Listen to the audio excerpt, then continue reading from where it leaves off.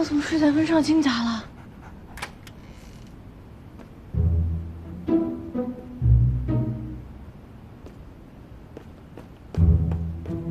醒了，去洗漱吧，洗完赶紧过来吃早饭。欢迎老大会。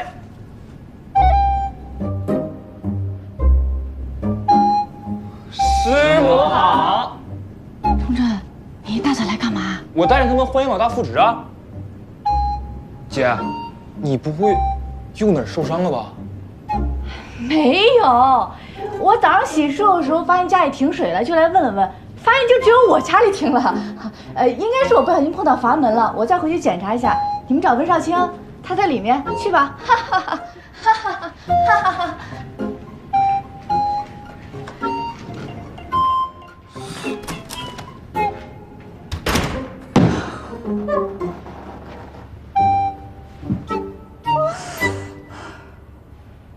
汤不会到医院乱说吧？快进来吧。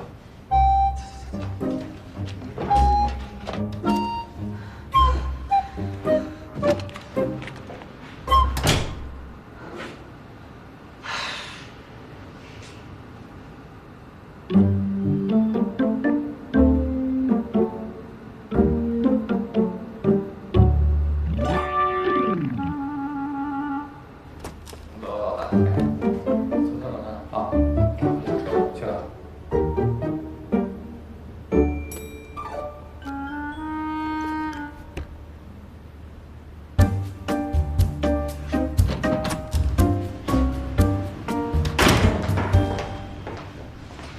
就是故意的。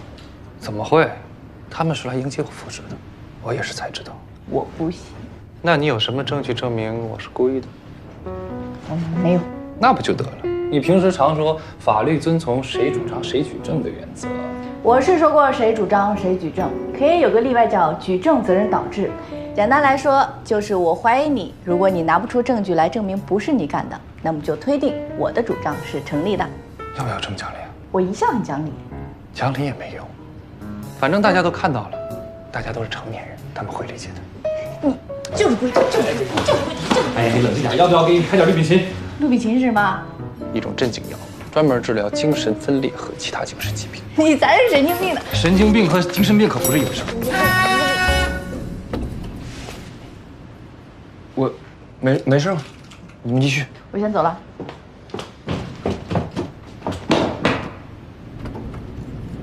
拜拜，表姐。我从来没见过表姐这样。那你没见过你表姐的样子多了去了。切，我从小和我表姐一起长大，你没见过表姐样子也多着呢。哎，手机按下，拿一下。既然你这么多情报，那咱俩进去好好聊聊你论文的问题。